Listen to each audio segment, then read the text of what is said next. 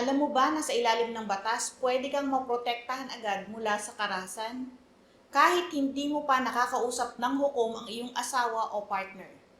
Sa video na ito, tatalakayin natin ang Republic Act No. 9262 o ang Anti-Violence Against Women and Their Children Act o Anti-VAUSI. At ang kaso ng GR No. 179267 para maintindihan mo ang iyong mga karapatan. Ako po si Atty. Claribel Lucila at ipapaliwanag ko ang batas ng malinaw, simple, totoo at para sa lahat.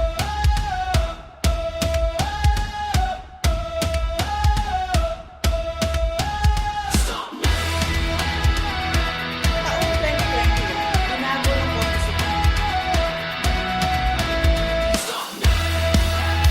Ang Republic Act No. 9262 ay ipinatupad para protektahan ang kababaihan at mga bata mula sa karahasan, pisikal man, sexual, psikolohikal at pang-ekonomiya. Sa kaso ni Jesus Garcia na challenge ang Temporary Protection Order ay ipinataw laban sa kanya sa ngalan ng kanyang asawa at 3 anak.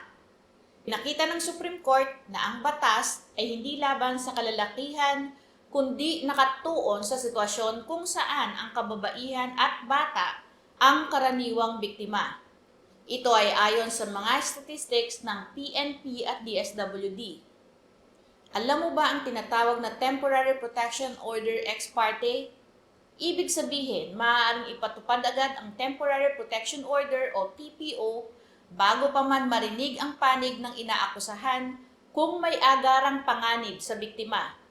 Pero hindi ibig sabihin na wala ng karapatan ang taong iyong nirereklamo. May notice at pagkakataon pa rin itong magpaliwanag o magpakita ng ebidensya pagkatapos mailabas ang order.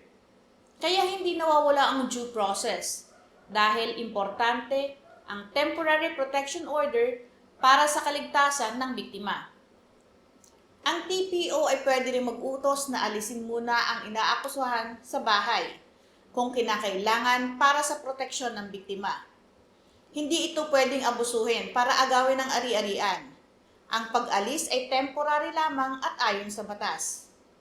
Kasama rin sa proteksyon ang temporary custody sa mga bata, pagpigil sa karagdagang karahasan at pagtitiyak ng financial support at seguridad ng biktima. Sa kasong Garcia vs. Drelon, pinagtibay ng Supreme Court ang pagiging constitutional ng Republic Act No. 9262 dahil may makatwirang classification ang batas. Ang batas ay nakatuon sa kababaihan at kanilang mga anak, sapagkat sila ang pinakakaraniwang biktima ng domestic violence.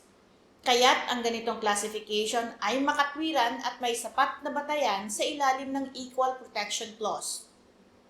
Hindi nito nilalabag ang due process. Bagamat maaaring maglabas ang hukuman ng Temporary Protection Order o TPO kahit hindi pa naririnig ang panig ng respondent, ito ay pansamantala lamang. Ay pagkakataon ang respondent na marinig at magpaliwanag sa mga susunod na pagdinig ng kanyang panig. At ang pagkakaiba ng pagtrato sa kababaihan at mga bata ay may kaugnayan sa layunin ng batas. Ang layunin ng Republic Act No. 9262 ay protektahan ang kababaihan at mga bata laban sa karahasan sa loob ng tahanan. Dahil dito, ang pagbibigay ng special na protection sa kanila ay makatarungan at naaayon sa layunin ng batas. Ang Republic Act No. 9262 ay batas para sa proteksyon, hindi parusa agad. Kung ikaw o ang mahal mo sa buhay ay nakakaranas ng karahasan, huwag mag-atubiling humingi ng tulong at mag-file ng protection order.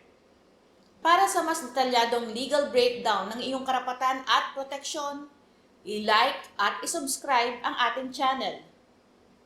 Patuloy po kayong manood, magtanong at matuto ng tungkol sa batas.